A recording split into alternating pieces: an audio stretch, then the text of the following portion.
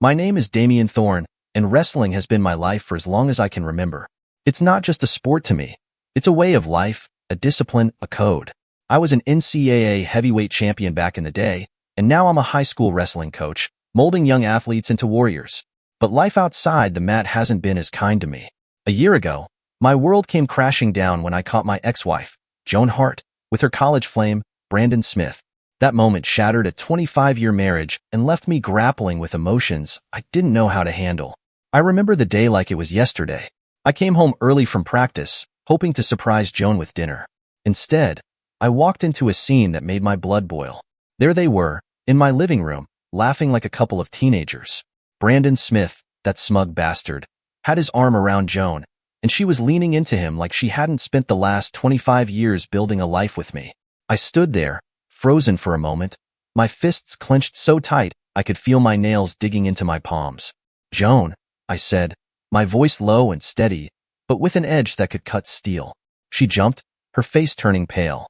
Brandon, on the other hand, had the audacity to smirk at me. That smirk. It was like a match to gasoline. "Damian, I can explain," Joan started, but I cut her off. "Explain what? That you're screwing around with this clown?" I gestured toward Brandon, who was still sitting there like he owned the place. "In our house? In our living room?" Brandon stood up, puffing out his chest like he was some kind of tough guy. "Listen, Damian, let's not make this ugly," he said, his tone dripping with condescension. That was it. I saw red. All those years of discipline, of control, of being the bigger man, evaporated in an instant. I lunged at him, grabbing him by the collar of his stupid designer shirt. He tried to push me off, but he was no match for me. I'd spent my life wrestling men twice his size. I slammed him against the wall, and he let out a grunt of pain. "You think you can just waltz in here and take what's mine?" I growled, my face inches from his. "You think you're man enough to handle what's mine?" "Damian, stop," Joan screamed, but I wasn't listening. Brandon swung at me, a wild, untrained punch that I easily dodged. I retaliated with a right hook that connected with his jaw, sending him sprawling to the floor. He tried to get up, but I was on him in an instant, pinning him down like I used to do to my opponents back in my wrestling days. "You stay down," I snarled, my voice shaking with rage. "You stay the hell away from my family." Joan was crying now, begging me to stop, but I wasn't done. I leaned in close to Brandon, my breath hot against his ear. "If I ever see you near her again, I'll break more than just your pride. You understand me?" He nodded, his face pale and bloodied, his eyes wide with fear. I let him go, and he scrambled to his feet, bolting out the door without a backward glance. Joan collapsed onto the couch, sobbing, but I couldn't bring myself to comfort her. The betrayal cut too deep. That was the end of our marriage. The hardest part of all this wasn't losing Joan. It wasn't even the humiliation of catching her with Brandon. No, the hardest part was losing my kids. Richard and Maria, my own flesh and blood, turned on me. They blamed me for the divorce. Me. As if I was the one who cheated. As if I was the one who broke our family apart. But they were convinced it was all my fault, and nothing I said could change their minds. It started with Richard. He came over one night, his face hard, his voice colder than I'd ever heard it.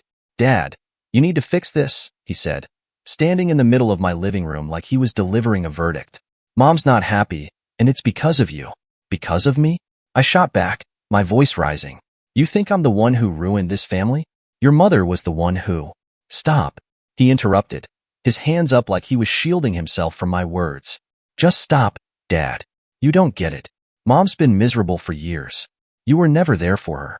You were always at the gym, at practice, with your wrestlers. And when you were home, you were too tired to even talk to her. You think that's what she deserved? A life where she felt invisible?" I stared at him, stunned. "Richard, I worked hard to provide for this family. Wrestling is who I am. Your mother knew that when she married me." "Yeah, well, maybe she thought you'd change," he said, his voice cracking. "Maybe she thought you'd grow up and realize there's more to life than wrestling. But you didn't. And now she's with someone who actually cares about her." That stung, more than I wanted to admit. But before I could respond, Maria chimed in. She'd been quiet up until then, sitting on the couch with her arms crossed. But now she looked at me with tears in her eyes. "Dad, you don't get it. Mom wasn't happy. She tried to talk to you, but you never listened. You were always so focused on your career, on your athletes, that you forgot about us. You forgot about her." That's not true, I said, my voice trembling. I loved your mother. I loved all of you. I did everything I could to give you a good life. A good life? Maria snapped. Dad, you were a high school wrestling coach. You barely made enough to pay the bills. Mom had to pick up extra shifts just to keep us afloat. And you never even noticed. You were too busy living in your own little world. I felt like I'd been punched in the gut. So this is about money now? You think I didn't earn enough? So your mother had the right to cheat on me? It's not just about the money, Dad, Richard said. His voice softer now, but no less cutting. It's about you not being there. It's about you not caring enough to make her feel loved. You think Brandon's perfect? Maybe he's not. But at least he pays attention to her. At least he makes her feel like she matters. I couldn't believe what I was hearing. My own kids, siding with Joan and Brandon, defending the man who destroyed our family. I felt a surge of anger, but I bit it back. Well, I said, my voice cold. If your mother's so unhappy with me, then she's free to go. She can marry her Prince Charming and live her Hollywood life. Why are you two trying to stop the divorce? Why are you blaming me for something she did? They didn't have an answer for that. Not one that made sense anyway. But it didn't matter. They made up their minds. I was the villain in this story, and nothing I said or did was going to change that. For a while, they cut me out of their lives completely. No calls, no texts, no visits. It was like I didn't exist to them anymore. And Joan? She didn't waste any time moving on. 2 months after the divorce was finalized, she married Brandon. 2 months. It felt like a slap in the face, like she couldn't wait to erase me from her life. The betrayal didn't stop with Joan. Oh no, it just kept going, like a knife twisting deeper into my gut. Brandon, that smug, silver-tongued snake, didn't just take my wife. He took my kids too. Turns out, he's some hotshot businessman with a used car dealership, and he offered jobs to both Richard and Maria. And just like that, they jumped at the chance. My own children, working for the man who helped destroy our family. It's like they were all looking at him like some kind of savior, like his money and his fancy job offers made him a better man than me. I found out about it from Richard. He called me one evening, his tone casual, like he was just checking in, but I could tell something was off. Hey, Dad, he said, just wanted to let you know I've got a new job. I'm working at Brandon's dealership. He's got me in sales. It's a good opportunity. I froze, the phone pressed to my ear, my knuckles turning white as I gripped it tighter. You're working for Brandon? I asked, my voice low and dangerous. The same Brandon who broke up our family? That Brandon? Richard sighed, like I was being unreasonable. Yeah, Dad, that Brandon. Look, I know you don't like him, but he's been good to Mom, and he's giving me a chance to make something of myself. It's a solid job with good pay. You should be happy for me. Happy for you? I snapped. You're working for the man who slept with your mother while we were still married, and you expect me to be happy? Are you kidding me, Richard? Dad, it's not like that, he said, his voice rising. You don't get it. Brandon's not the bad guy here. He's just trying to help. And Maria's working there too, by the way. He offered her a job in the office. She's doing really well. I felt like the ground had been ripped out from under me. Maria too? My daughter, my little girl, working for that man? I couldn't believe it. So what? You're both just going to forget everything he did? Forget everything I've done for you? I'm your father, Richard. Not him. Yeah, you're my father. Richard shot back, his voice bitter. But you weren't exactly winning any Dad of the Year awards, were you? You were always too busy with your wrestling, with your athletes, to care about what was going on at home. Brandon actually cares, Dad. He's there for Mom, and he's there for us. Maybe you should try it sometime. I wanted to scream, to throw the phone against the wall, but I forced myself to stay calm. You think this is about money, don't you? I said, my voice shaking. You think Brandon's some kind of hero because he's got a fancy job and a dealership. Let me tell you something, Richard. I didn't earn less, no matter what your mother told you. I had a decent salary, and your mother worked because she wanted extra money for her clothes and her little luxuries. I provided for this family. I gave you everything I could. Yeah, well, it wasn't enough, Richard said coldly. Not for Mom, and not for us. Maybe you should have tried harder. The line went dead after that, and I just stood there, staring at the phone, feeling like I'd been sucker punched. My own son, throwing my failures in my face, siding with the man who'd taken everything from me. And Maria? She didn't even bother calling to tell me about her new job. I had to hear it from Richard. It was like they'd both decided I wasn't worth their time anymore. The only silver lining in all of this was that I didn't have to pay any alimony or child support. Joan didn't fight me on it, probably because she was too busy playing house with Brandon. And the house? That stayed with me. It was my inheritance from my father, the one thing Joan couldn't take away. But even that felt hollow now. Sure, I had the house, but it was empty. No wife, no kids, no laughter. Just me, alone with my thoughts and the memories of what used to be. I tried to tell myself it was better this way. At least I didn't have to pretend anymore. At least I didn't have to watch Joan and Brandon flaunt their new life in front of me. But the truth was, it hurt. It hurt more than I wanted to admit. My family was gone, and there was nothing I could do to get them back. All I had left was my pride, my house, and the knowledge that I'd done my best, even if it wasn't enough for them. You might think the story ends here, with me alone in that big, empty house, drowning in my regrets and bitterness. But life has a funny way of throwing you a lifeline when you least expect it. For me, that lifeline came in the form of Peter Smith, one of my former students. Peter wasn't just any student. He was a former NCAA heavyweight champion, just like I was back in the day. The kid had raw talent, discipline, and a fire in his eyes that reminded me of myself at his age. And now, he was making waves in the world of MMA. I remember the day he called me. I was sitting in my living room, staring at the blank TV screen, wondering how my life had come to this. The phone rang, and I almost didn't answer it. But something told me to pick up. Coach Thorne, Peter's voice came through, steady and confident. It's Peter. Peter Smith. I need your help. I sat up a little straighter. Peter? What's going on? I just got signed by a major MMA promotion based in Singapore, he said, and I could hear the excitement in his voice. It's a big break for me, coach. But I don't want to do this alone. I want you to come to Singapore and train me. You're the best coach I've ever had, and I need you in my corner. I was stunned. Singapore? MMA? It was a world away from the high school wrestling mats I'd been coaching on for years. But before I could respond, Peter kept going. I've already talked to one of the top MMA gyms out here, he said. They're willing to bring you on as a trainer. They'll pay you well, coach. Really well. And they'll set you up with everything you need. All you have to do is say yes. I leaned back in my chair, my mind racing. Singapore. A new start. A chance to get away from this city, from the memories of Joan and Brandon, from the betrayal of my kids. It sounded too good to be true. But then again, what did I have to lose? Peter, I said slowly, this is a big ask. I don't know the first thing about MMA. Wrestling, sure. But MMA? That's a whole different beast. That's why I need you, Peter said, his voice earnest. You taught me how to be a fighter, coach. Not just on the mat, but in life. I don't need an MMA expert. I need you. You're the one who knows how to push me, how to get me to dig deep and find that extra gear. Please, coach. I can't do this without you. I sat there for a long moment, the silence stretching between us. My mind flashed back to all the years I'd spent coaching, all the kids I'd trained, all the lives I'd touched. And then I thought about Joan, about Richard and Maria, about the empty house and the even emptier future that stretched out in front of me. Finally, I took a deep breath. All right, Peter, I said. I'll do it. I'll come to Singapore. The relief in his voice was palpable. Thank you, coach. You won't regret this, I promise. I wasn't so sure about that, but for the first time in a long time, I felt a flicker of hope. Maybe this was my chance to start over, to leave the past behind and focus on something that mattered. Maybe this was my chance to be the man I used to be, the fighter, the champion, the coach who made a difference. A few weeks later, I was on a plane to Singapore, leaving behind the city that had brought me so much pain. I didn't know what the future held, but for the first time in a long time, I was ready to find out.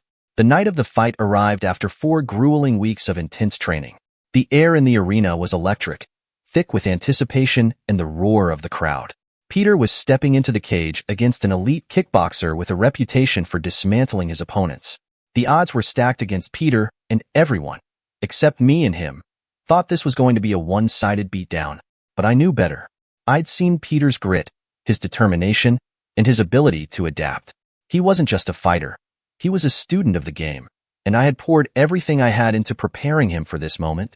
As I stood in Peter's corner, my eyes locked on him. He was calm, focused, and ready.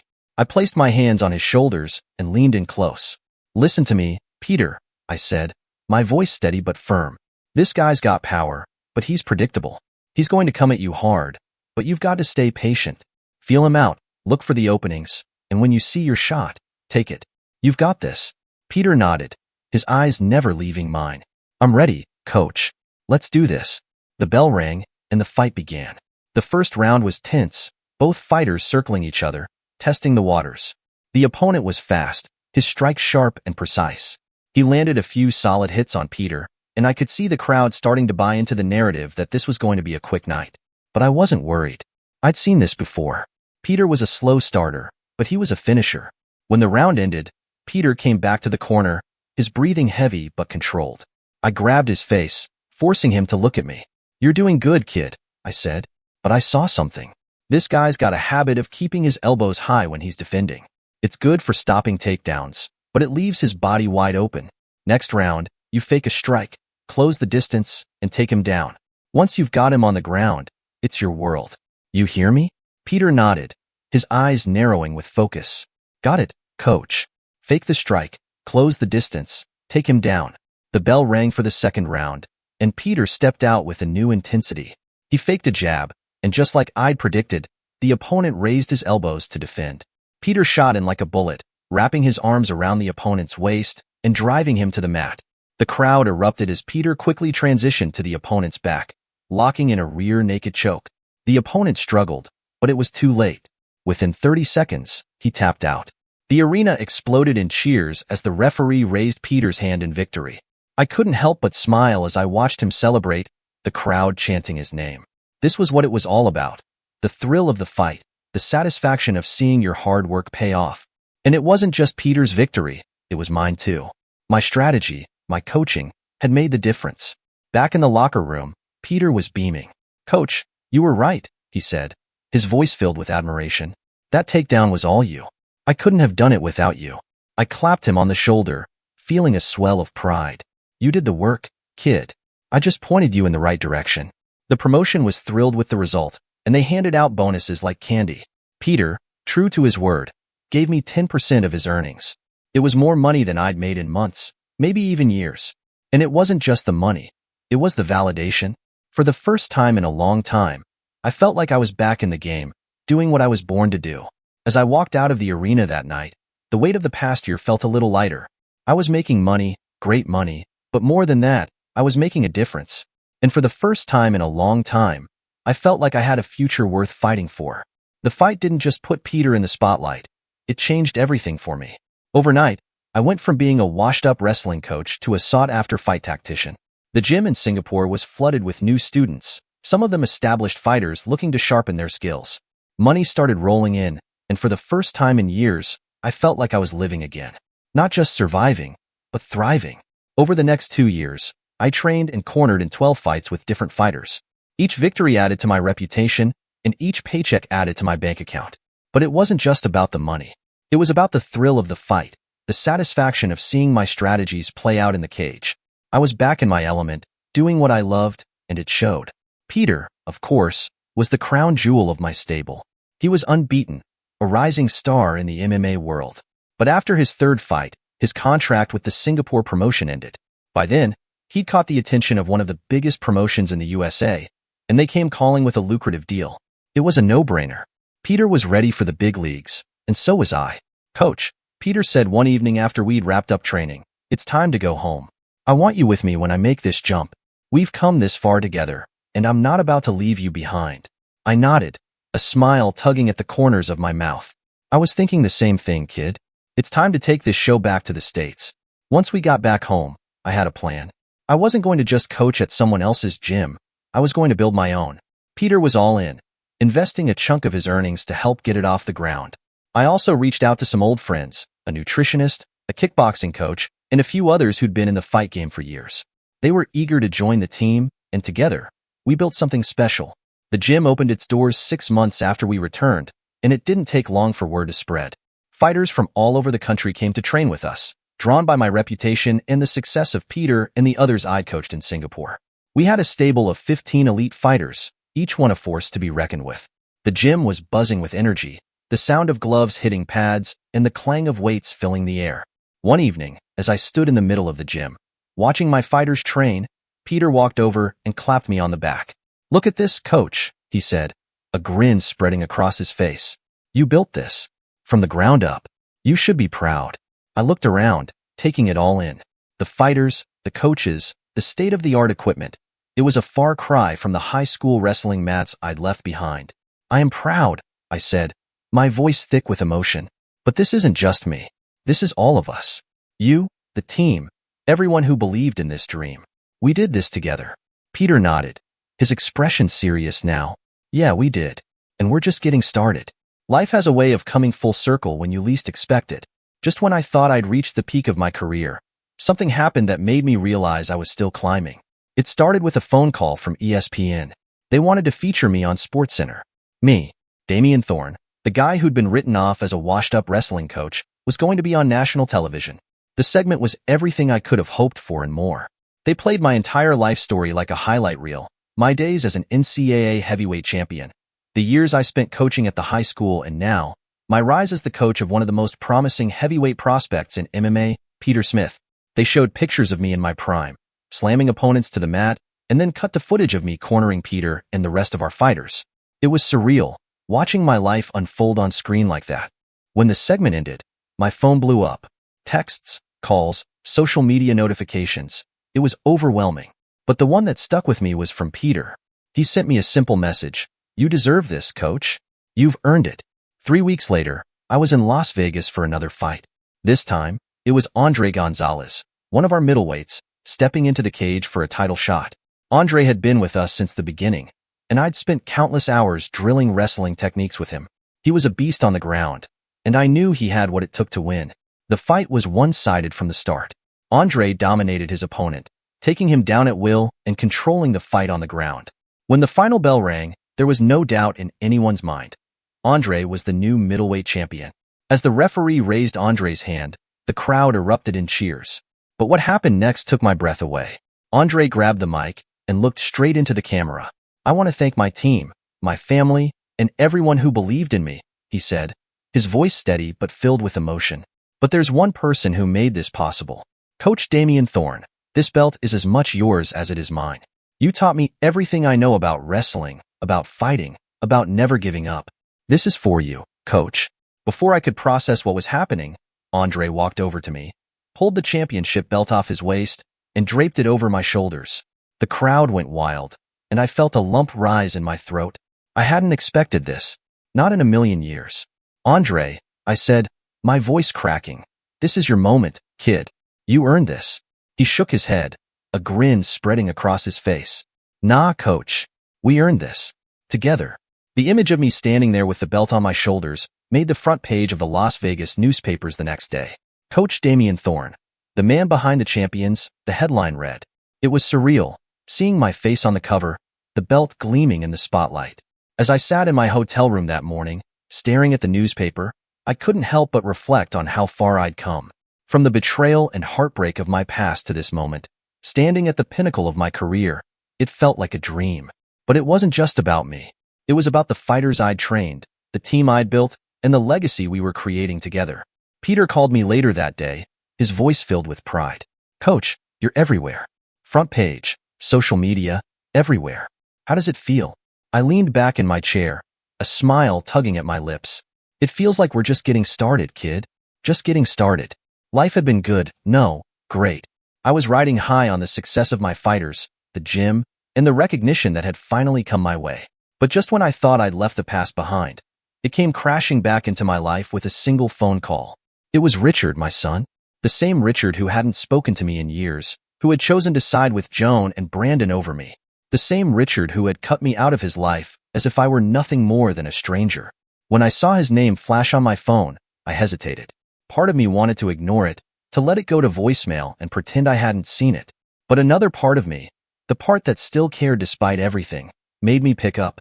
Richard, I said, my voice neutral, guarded. This is a surprise. There was a pause on the other end, like he wasn't sure how to start. Hey, Dad, he finally said. I wanted to let you know that I got married. And I have 2 kids now, a boy and a girl. I blinked, stunned. Married? Kids? My son had a family, and I hadn't even known about it. The news hit me like a punch to the gut, but I kept my tone steady. Oh, I said, my voice flat. So you got married and have kids. How would I know? I was never informed about your marriage, let alone invited. Richard sighed, and I could hear the defensiveness creeping into his voice. Dad, it's not like that. I wanted to tell you, but it's complicated. Complicated? I repeated, my voice rising. What's complicated about inviting your own father to your wedding? Or at least telling him you're getting married? Or that he's a grandfather? There was another pause, and then Richard said the words that made my blood boil. If I invited you, it would have made Brandon upset. He's been like a father to me, Dad. I didn't want to cause any tension. I felt like I'd been slapped. So let me get this straight, I said, my voice low and dangerous. You didn't invite me to your wedding because it would have upset Brandon? The man who broke up our family? The man who stole your mother from me? That Brandon? Richard didn't respond, and the silence only fueled my anger. Have some shame, Richard, I snapped. I think I raised you better than this. But then again, you're also your mother's child. I guess selfishness must run in your blood. Dad, that's not fair, Richard started, but I cut him off. Not fair? I barked. What's not fair is you cutting me out of your life, and then expecting me to be okay with it. What's not fair is you choosing that man over me, the man who raised you, who was there for you from the day you were born. You want to talk about fair? Don't even get me started. There was a long silence on the other end of the line, and I could feel the weight of everything unsaid hanging between us. But I was done. I didn't have the energy for this, not anymore. Congratulations on your family, I said finally, my voice cold. I hope they treat you better than you've treated me. And then I hung up. I sat there for a long time, staring at the phone in my hand, my chest heaving with emotion. Anger, hurt, disappointment. It all swirled inside me, a toxic mix that I couldn't shake. My own son, my flesh and blood, had chosen Brandon over me. He'd chosen the man who'd destroyed our family over the man who'd built it. But as I sat there, the anger slowly gave way to something else. Resignation. Richard had made his choice, and so had Maria. They'd made it clear where their loyalties lay, and it wasn't with me. And as much as it hurt, I knew I had to let it go. I had a new family now. My fighters, my gym, my team. They were my legacy, my future. And I wasn't about to let the past ruin that. 2 days after the call with Richard, my phone rang again. This time, it was Maria, my daughter, the one who had once been my little girl, the one who used to look at me like I hung the moon. Now, she was just another reminder of the family I'd lost, the life that had been ripped away from me. I stared at her name on the screen, my finger hovering over the answer button. Part of me wanted to ignore it, to let it go to voicemail like I had with so many of her calls over the years. But another part of me, the part that still clung to the hope of reconciliation, made me pick up. /Maria, I said, my voice flat, guarded. What do you want? There was a pause on the other end, like she was gathering her thoughts. Dad, she said finally, her voice soft but firm. I want to meet you. I think we need to talk. I leaned back in my chair, my jaw tightening. Talk about what? I asked, my tone clipped. What is there to talk about, Maria? You have your life, and I have mine. You've made your choices, and I've made mine. What's wrong with that? I don't see anything that needs to be sorted. Maria sighed, and I could hear the frustration creeping into her voice. Dad, stop it. Just stop. You can't keep acting like everything's fine. It's not. We're family, and we need to fix this. Fix what? I shot back, my voice rising. What exactly are we fixing, Maria? The fact that you and your brother cut me out of your lives? The fact that you both sided with your mother and Brandon over me? The fact that you didn't even bother to tell me when you got married or had a kid? What exactly are we fixing here? There was a long silence, and then Maria's voice came through, sharp and angry. You don't get it, do you? You don't get why we're upset? You broke this family, Dad. You're the reason Mom left. You're the reason everything fell apart. Her words hit me like a punch to the chest, but I didn't let it show. I broke the family? I repeated, my voice low and dangerous. Let me get this straight, Maria. I'm the one who cheated. I'm the one who brought Brandon into our lives. I'm the one who chose money and a new life over the family I'd spent 25 years building. Is that what you're saying? You were never there, Dad. Maria shouted, her voice breaking. You were always too busy with your wrestling, with your athletes, with everything but us. Mom was miserable, and you didn't even notice. You didn't care. I felt a surge of anger, but I forced myself to stay calm. Maria, I don't have the energy for this, I said, my voice cold. I don't want you to call me again. I hope I'm making myself clear. Dad, wait. She started, but I didn't let her finish. Goodbye, Maria, I said, and then I hung up. Anger, hurt, disappointment. It all swirled inside me, a toxic mix that I couldn't shake. My own daughter, the little girl I'd once carried on my shoulders, had turned against me. She'd rewritten history in her mind, blaming me for everything that had gone wrong, absolving Joan and Brandon of any responsibility. Maria had made her choice, just like Richard. They'd chosen their mother, they'd chosen Brandon, and they'd chosen to cut me out of their lives. And as much as it hurt, I knew I had to let it go. I couldn't keep holding on to the hope that they'd come back, that they'd see the truth. It was time to move on. That evening, I blocked both their numbers. It wasn't out of anger or spite. It was out of self-preservation. I couldn't keep letting them reopen old wounds, couldn't keep letting them drag me back into a past I was trying to leave behind. I had a new life now, and I wasn't about to let the ghosts of my old one ruin that. I wasn't born yesterday. When Richard and Maria suddenly started calling me out of the blue after years of silence, I knew something was up. People don't just change their hearts overnight, especially not when they've spent years blaming you for everything that went wrong in their lives. No, there had to be a reason. And I had a sinking feeling it had something to do with my money. I decided to do some digging. There was a guy named Tony who used to train at our gym in the evenings. He worked as a mechanic at Brandon's dealership, so I figured he might know something. One evening after training, I pulled him aside. "Tony," I said, keeping my voice casual, "you still work at Brandon's dealership, right?" He nodded, wiping sweat off his forehead with a towel. "Yeah, coach." "Why?" I hesitated for a moment, then decided to cut to the chase. "I need to know if something's going on over there. Anything unusual?" Tony raised an eyebrow, clearly picking up on the tension in my voice. "Unusual how?" I shrugged, trying to play it cool. "I don't know. Financial trouble. Maybe? Anything that might explain why my kids are suddenly crawling out of the woodwork." Tony's expression shifted, and he glanced around to make sure no one was listening. "Look, coach," he said, lowering his voice, "I probably shouldn't be telling you this, but yeah, there's trouble. Big trouble. Brandon's been messing around with the books for years. Tax evasion, shady deals, you name it. The IRS caught wind of it, and now he's looking at some serious penalties. Either he pays up, or he goes to jail." I felt a cold satisfaction settle in my chest. "And if he pays up?" I asked. Tony shrugged. "He'd have to sell the dealership. And even then, it might not be enough." "The guy's in deep, coach." "Real deep." I nodded, my mind racing. So that was it.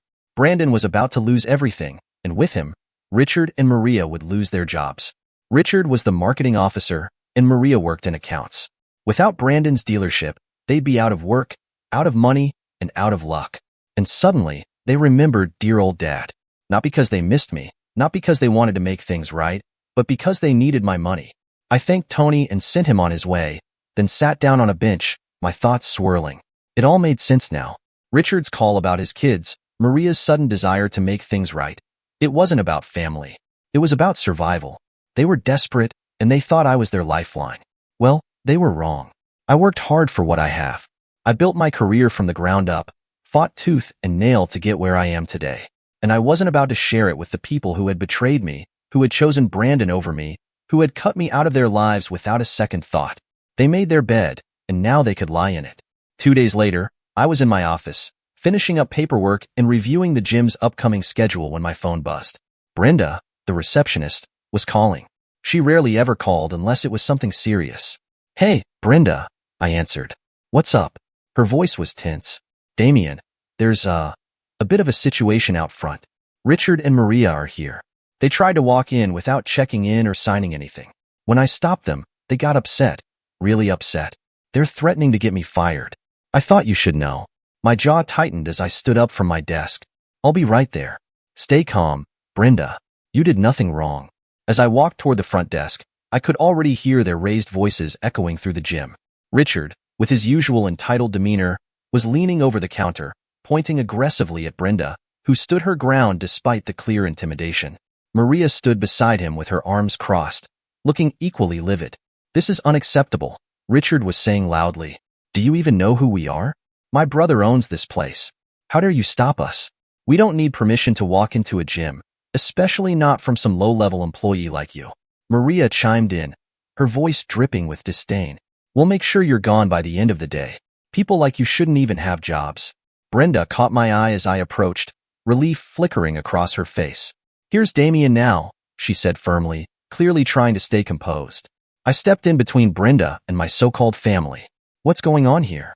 Richard straightened up and gave me a smug look. "Finally. Your little gatekeeper here thinks she has the right to tell us we can't come in.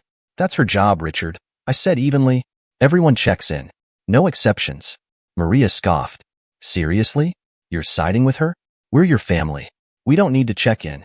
Actually, you do, I said, keeping my tone calm despite the rising anger in my chest. And threatening my staff? That's unacceptable.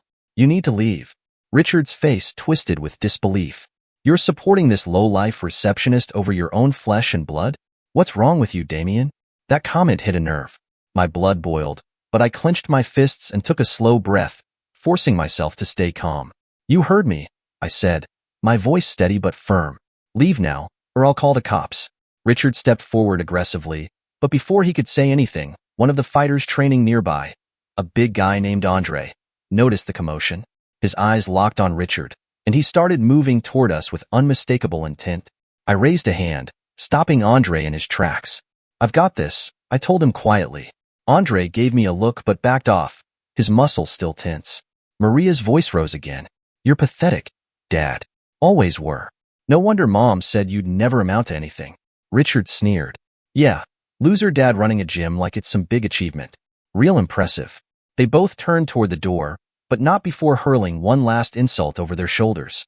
You'll regret this, Dad, Maria shouted. You are a loser, Dad, Richard added. They stormed out. Brenda's voice broke the silence. Are you okay? I forced a smile. I'm fine. Thanks for holding your ground, Brenda. You did good. The incident had been caught on the security cameras.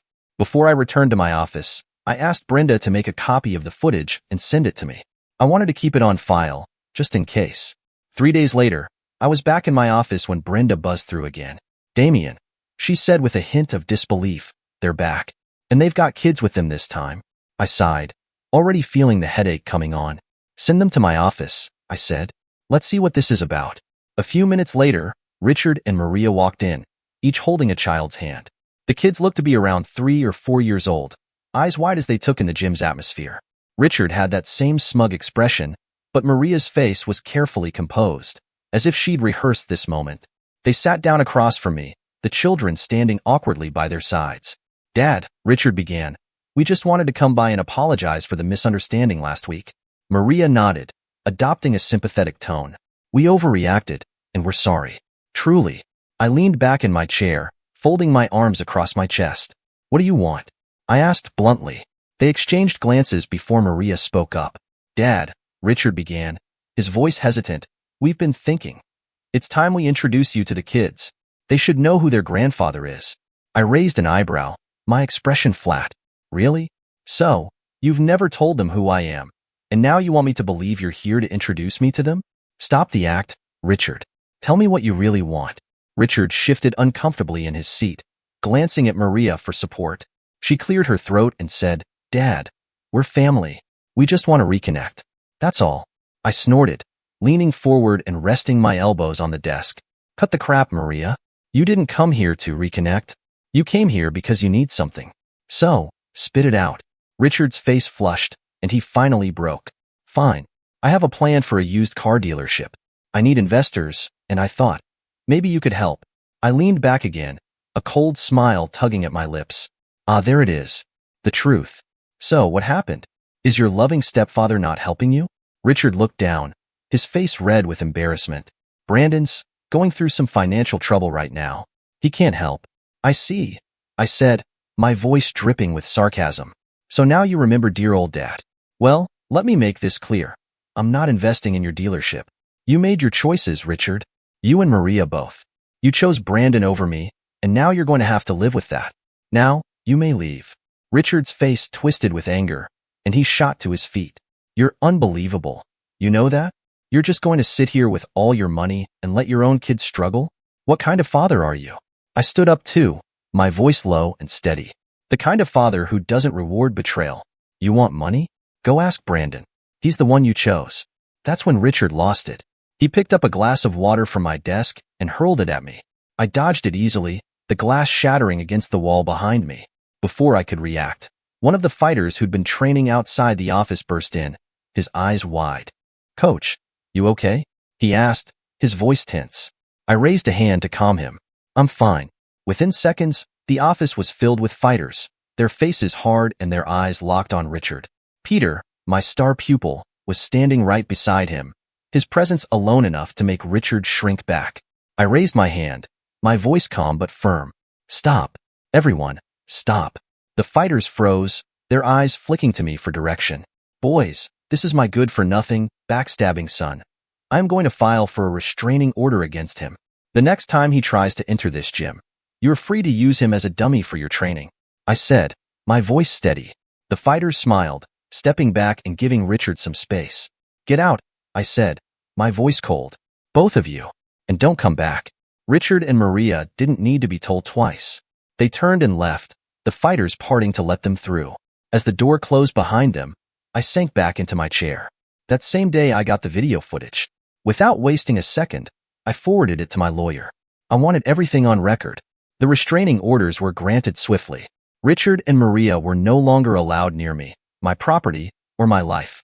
They had crossed too many lines, and their latest stunt, trying to blackmail me using my own grandchildren, was the final nail in the coffin. I'd had enough. My decision was firm and absolute. That family was dead to me. I had no son, no daughter. The bond we once shared had been irreparably shattered. Cutting them out of my life was excruciating, but it was necessary. I'd endured enough betrayal for one lifetime.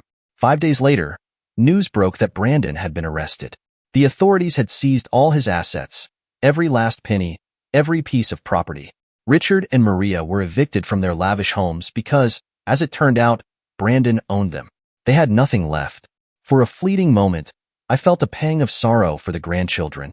They were innocent in all this chaos, but I reminded myself, their parents' downfall was not my responsibility. I couldn't save everyone, and I certainly wasn't going to sacrifice my peace for people who had done nothing but betray me. Later that same day, my phone rang. I glanced at the screen and saw Joan's name. Part of me wanted to ignore it, but curiosity got the better of me. Maybe, just maybe, she had come to her senses. Hello, I answered, my voice flat and devoid of emotion. Damien, Joan began, her tone pleading. Listen, I know you're upset, but please, Richard and Maria need help.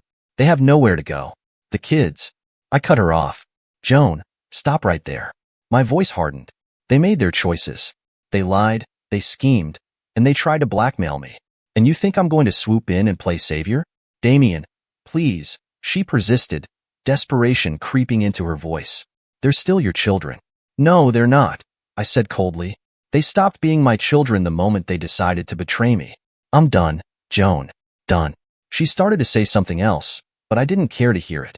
I hung up and immediately blocked her number. I didn't even let her finish what she was saying. 2 days later, I got the shocking news. Maria had been arrested. The IRS had uncovered her involvement in Brandon's tax evasion scheme. It turned out she wasn't just a bystander.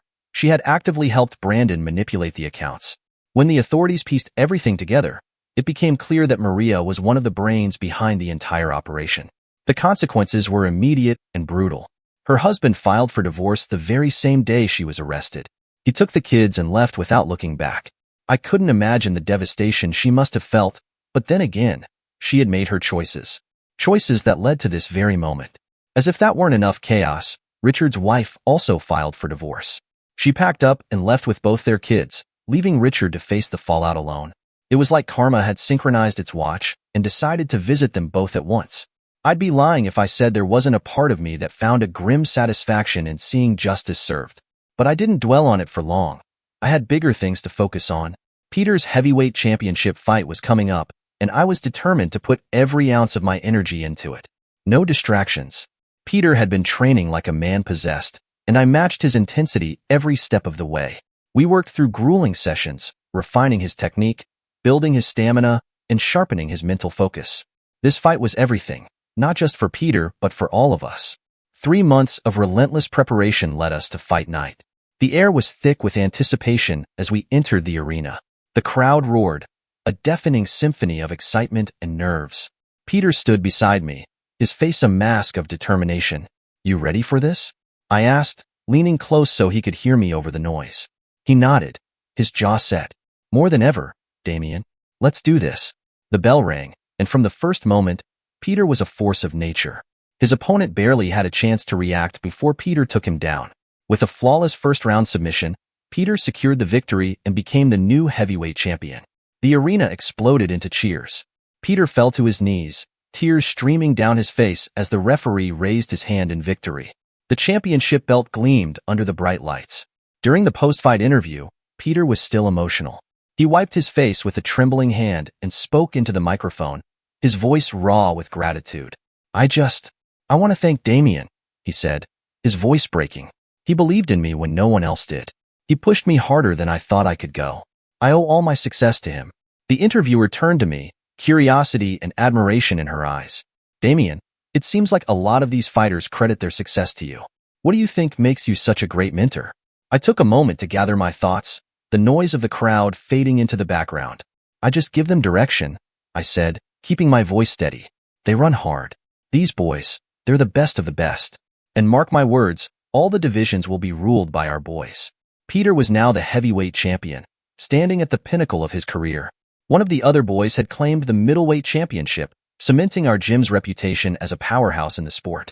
Life was looking good, better than I had ever imagined it could be. To be honest, I never in 1,000 years thought this would happen to me. I remember sitting in the corner of the gym after Peter's big win, watching the boys spar. The sound of fists hitting pads, the rhythmic shuffle of feet on the mats, and the occasional bark of encouragement filled the air. It was music to my ears. You see that move I just pulled, Damien? Peter called out, grinning as he wiped sweat from his face with a towel. Yeah, I saw it, I said, smirking. Sloppy footwork on the setup, though. You'll get caught if you keep that up. He laughed. Always the critic. But seriously, thank you. I wouldn't be here without you. You did the work, I said, waving off the compliment. I just pointed you in the right direction. As the boys continued their training, I leaned back and let my thoughts wander. Joan leaving me, that had once felt like the end of the world. I was devastated, lost, unsure of what my future would hold. But looking back now, I realized it was the best thing that ever happened to me. Her departure had forced me to rebuild my life, and in doing so, I found a purpose I never knew I needed. Recently, I made some decisions about my future. I sat down with my lawyer and updated my will. Richard and Maria? They were out. After everything they'd done, they didn't deserve a penny from me. I gave everything to Peter, the gym, the investments, the legacy I'd built with blood, sweat, and tears. You sure about this, Damien? My lawyer had asked, adjusting his glasses as he reviewed the document. Never been more sure of anything, I said firmly. Peter's earned it. He's like a son to me. At 60 years old, I had no interest in starting over romantically. Restarting just felt like too much work now. I was content, more than content. I had my boys, my gym, and the satisfaction of seeing them throw opponents around the cage and walk away victorious. Damien, you're like the godfather of this whole operation, one of the younger fighters joked one day. Without you, none of us would be here. I chuckled. Just don't forget that when you're all famous and rolling in cash. They laughed, but I knew there was truth in their words. This was my legacy, helping these young men find their path and reach their potential. I didn't need anything more. This is my life, and trust me, it is good. Dear listeners,